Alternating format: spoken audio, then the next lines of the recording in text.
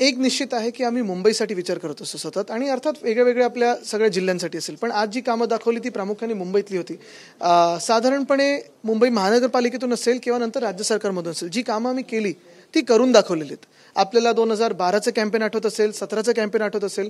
कामं आम्ही करून दाखवलेली, ही आम्ही सगळीकडे होर्डिंग्सवर लावली. कुठेही खोटे प्रॉमिसेस नव्हते, आश्वासनं नव्हती. जी कामं केली आहेत ती अभिमानाने दाखवली.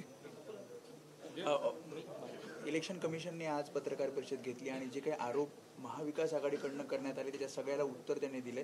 त्यांचं असं म्हणणं आहे की 67,000 व्हीव्हीपॅट आम्ही चेक केल्या, मात्र कुठेही विसंगती आढळली नाही. मग एकदा आम्हाला ईव्हीएम नुसतं काचेच्या बॉक्समध्ये नाही, सगळ्यांना एकदा बोलवा आणि दाखवा ना, जवळून दाखवा. आम्हाला जी काही आमच्या मनात शंका आहे, जे टेक्नॉलॉजिकली शंका आहे, ती दाखवा आम्हाला एकदा पूर्ण हे करून. आणि मग तुमच्याकडे जे ईव्हीएम्स बनतात किंवा बनवतात त्या कंपनीवर डायरेक्टर कोण आहेत ह्याचं पण एक सोक्षमोक्ष लागू द्या. त्यांचं असं म्हणणं आहे की ज्या बातम्या आल्या समोर त्या सगळ्या निराधार होत्या आणि सगळ्या शंका नाही. एवढे निराधार असतील तर येऊन समोरासमोर चर्चा करा ना आमच्या बरोबर, जनतेत चर्चा करा.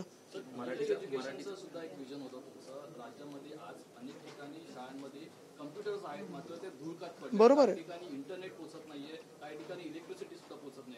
दुर्दैव आपल्या राज्यातल्या शाळांची जर परिस्थिती पाहाल तर एकदमच खराब आहे. मागच्या वर्षी तर तो जो शालेय शिक्षणमधला घोटाळा झाला, अनियमितता असेल, घोटाळा असेल, पण जे काही झालं अजूनही ते जे मंत्री आहेत तत्कालीन, त्यांच्या सगळ्या ह्या मोठ्या ग्रँड प्लॅनिंगमुळे शाळेतल्या मुलांना युनिफॉर्म काही ठिकाणी मिळालेले नाहीत. हे दुर्दैव. म्हणजे तुम्ही युनिफॉर्मपासून जर सुरुवात करत असाल बोलायला आणि चर्चा करायला आणि त्याच्यावर सगळं हे करायला, गोंधळ घालायला, तर मग पुढच्या शिक्षणाचं तरी काय. आज मनसेची बैठक झाली आणि मनसे आता आगामी महापालिका निवडणुकीच्या काळात कोणाची तरी युती करेल अशा पद्धतीची चर्चा झाली. महायुतीतला त्यांचा प्रवेश शिंदेमुळे रखडलेला होता, शिंदेंनीच त्यामध्ये खडे टाकले, अशा सुद्धा चर्चा आहेत. कसं बघता आगामी महापालिका निवडणुकीकडे? नाही, मी तरी बघत नाही त्यांच्याकडे, मी आपल्या कामाकडे बघत असतो. एक प्रश्न आहे, निवडणुकीची तयारी सुरू आहे, आढावा बैठका सुरू आहेत, मात्र काही माजी नगरसेवक भाजपमध्ये शिंदे गटामध्ये प्रवेश करताना पाहायला मिळतात. बघा, तुम्हाला सांगू, गेल्या 2.5 वर्षात देखील आणि आत्ता पण आम्ही कोणालाही थांबवण्याचा प्रयत्न केला नाही ना करणार. कारण जे स्वार्थी लोक आहेत, जे सगळं काही मिळवून तिथे जात असतील, ज्यांना मुंबईची पडली नसेल, मराठी माणसाची पडली नसेल, महाराष्ट्राची पडली नसेल, या लोकांना आम्ही आमच्यासोबत ठेवत कुठेही आम्हाला इंटरेस्ट नाही आहे. आमच्यासोबत एक चांगली नवीन फळी तयार झालेली आहे, ती तुम्ही विजयी पाहाल. लाडली बहन योजना को लेकर सरकार की तरफ से कहा जा रहा है कि बोझा पड़ रहा है सरकार के फंड पर, अब किसानों की कर्ज माफी को लेकर भी सवाल उठ रहे हैं, आप क्या कहेंगे? पहले से ही हमारा एक प्रिंसिपल रहा है कि जो भी हम बातें चुनाव के दरमियान करते हैं वो पूरी कर दिखाते हैं, और जो नहीं कर पाते वो हम बोलते भी नहीं उस पर, ना मैनिफेस्टो में लाते, क्योंकि हमें जनता को झूठे वादे दिखाने नहीं है. यही अहम बात होती है कि जो भी आप करते हो या बताते हो चुनाव के दरमियान, उसे प्लानिंग से ही करना चाहिए. इन्होंने जो किया था, जो इन्होंने लाडली बहना की योजना हो या फिर किसान को लोन वेवर की बात हो, इन्होंने सिर्फ चुनाव के लिए किया था.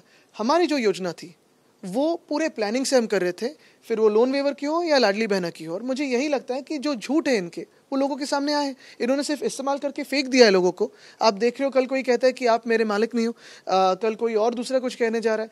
लेकिन ये इन सारी बातों में गवर्नेंस कहाँ है, कहीं हम देख नहीं पाते. इसके अलावा ठाकरे परिवार की सुरक्षा को हमेशा खतरा, हमेशा थ्रेट परसेप्शन रहता है. सरकार, आप चूंकि आप लोग को निजी सुरक्षा कर्मी भी आपके साथ होते हैं, सरकार की तरफ से सवाल खड़े किए जा रहे हैं कि आपको भरोसा नहीं. मुझे लगता है, मैं निजी बातों पे जाना नहीं चाहता हूँ. जो अभी अगर आप देखें तो भीड़ में जो परिस्थिति है उस पर बात करे सरकार, परभणी में उस पर बात करे सरकार, लाडली बहन है उस पर बात करे सरकार. जो अपने विषय है उससे विचलित करने के लिए कोई भी निजी बातें लाए तो वो उनकी रणनीति हो सकती है. राजीनामा पुरावे समोर आल्याशिवाय घेतला जाणार नाही अशा पद्धतीने सांगितलं जात आहे. कसं बघता याकडे धनंजय मुंडे? एक महत्त्वाची गोष्ट, अहमद धस साहेबांनी जे भाषण केलं किंवा नमिताताईंनी जे भाषण केलं, भाजपचे स्वतःचे कार्यकर्ते जे तिथे त्यांच्यामध्ये रोष आहे, त्या भाजपच्या कार्यकर्त्यांना या सरकारमध्ये काही स्थान नाही आहे का? त्यांची जी आज मनस्थिती झालेली आहे, त्यांचं जे मनातलं दुःख आहे, त्या भाजपच्या कार्यकर्त्याला कोण त्यांना साथ देणार आहे? मग जे मी आधी पण बोलत होतो ना, की संघाचे कार्यकर्ते असतील किंवा भाजपचे कार्यकर्ते असतील, जे भाजपसाठी दिवस रात्र मेहनत करतात, काम करतात, ह्या लोकांकडे सरकारांत असं दुर्लक्षित व्हायला लागले. त्यांचे मर्डर झाले तरी कोणी अटक करत नाही किंवा राजीनामा घेत नाही. तर मग भाजपच्या कार्यकर्त्यांनी नक्की ह्याच्यातून काय समजायचं? मराठी ओर से दिल्ली के चुनाव की तारीखें डिक्लेयर कर दी गई है. इलेक्शन कमीशन ने ये भी कहा है कि ईवीएम पे जो आरोप लगाए जा रहे थे वो ईवीएम के आरोप सब झूठे हैं, ईवीएम को भी हैक नहीं होता. वीवीपैट को भी लेकर उन्होंने कई बातें की है, जिसको ईवीएम हैक होता है नहीं होता है, ये उन्होंने चैलेंज अगर स्वीकारते हैं तो लोग दिखा सकते हैं. जागतिक एक चैलेंज निकालिए. कर सकते हैं इस पे। दूसरी बात यही होती है कि चलो ना फिर एक एक्सपेरिमेंट करते हैं कि ईवीएम साइड में रखते हैं और उसी के बाजू में हम बैलेट पेपर रखते हैं, देखते हैं कैसे वोटिंग होता है। और सबसे अहम बात यही है कि अगर आपने देखा होगा तो इलेक्शन कमीशन का जो बर्ताव था पूरे 2024 के चुनाव में, फिर वो लोकसभा का हो या फिर विधानसभा का हो, उनका बर्ताव entirely compromise commission of India ऐसे था, और ये मैंने नज़दीक से देखा है। मराठीचा मुद्दा वारंवार उपस्थित केला जातोय, मराठी तरुणांना नोकऱ्या नाकारल्या जात आहेत, अशामध्येच काही दुकानांमध्ये मराठी पाटे अजून देखील लावले नाहीत, आपल्या पक्षाकडून त्या दुकानांना काळं फासण्यात आलेलं आहे, यावरती काय प्रतिक्रिया? पण आता सरकार कधी काम करणार याच्यावर? आम्ही आंदोलन करत राहू, तुम्ही हे बातम्या दाखवत राहाल, आपल्या लोकांना दुःख होत राहील, पण कुठे ना कुठेतरी जे बहुमताचं ईव्हीएमचं सरकार आलेलं आहे ते आपल्या राज्यातल्या लोकांसाठी बोलणार आहे का? कारवाई होणार आहे का?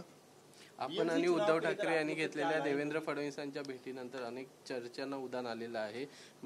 पालिके निवडणुकीपूर्वी या भेटींना खूपच असं महत्त्व दिलं जातं आहे, नेमकं काय आहे? नाही बघा, एक आहे याच्यात की ते आत्ता तरी राज्याचे मुख्यमंत्री आहेत आणि राज्याचे मुख्यमंत्री असताना अनेक अशी विषय असतात किंवा कामं असतात जे तुम्ही चर्चा करून सोडवू शकता, राज्याचेच असतात ते, तर त्याच्यासाठी गेल्या 2.5 वर्षात आपण आणि ज्यांना हे वाटतंय की भेटू नाही त्यांना अजून राजकारण गढूळ करायचं आहे का? आम्ही हाऊसमध्ये दोन्ही बाजून हेच बोललो आहे की जर राज्यासाठी चांगलं काही होत असेल तर ओपनली आम्ही जे काही राज्यासाठी चांगलं असेल त्याला सपोर्ट करत राहू, ज्याला विरोध करायचा त्याला विरोध करू। गेल्या 2.5 वर्षात भेट नाही झाली होती, गेल्या 2.5 वर्षात राज्यात मुख्यमंत्री नव्हते ना, घटनाबाह्य व्यक्ति बसलेली थी। आज मुंबई के विजन पर आपने चर्चा की, बीएमसी चुनाव को लेकर आपकी क्या रणनीति? नहीं, ये विजन नहीं था, ये जो करके दिखाया वो था, विजन अभी आने वाला है। इलेक्शन के बारे में आप क्या बोलना चाहेंगे? अभी as we know EVMs are corrupted, तो फिर आगे ये तो लास्ट स्केल पे होगा। देखिए, वन नेशन वन पोल पे जिन्होंने ये बिल लाया था उनको पहले बात करनी दीजिए, क्योंकि अभी तो उन्होंने ज्वाइंट पार्लियामेंट्री कमेटी को भेजा है, वहां से जो सजेशंस आएंगे वो सदन में आएंगे, फिर उस पर बातचीत होगी, चर्चा हो सकती है। मुझे लगता है कि पहली बात तो ये चर्चा होनी चाहिए कि इसमें क्या है, क्योंकि बहुत बार चुनाव के पहले या चुनाव के दरमियान भाजपा से कई ऐसे बिल्स आते हैं, फिर सिविल कोड का हो, वन नेशन वन पोल का हो, और फिर चुनाव होने के बाद वो जेपीसी में चले जाते हैं। जब भी कोई दूसरा चुनाव आता है फिर उसे रिवाइव करते हैं, फिर वापस अंदर जाते हैं। तो इस पे बात हो, जनता में चर्चा हो, और फिर जो देश के लिए उचित हो वही हो सकता है। Thank you.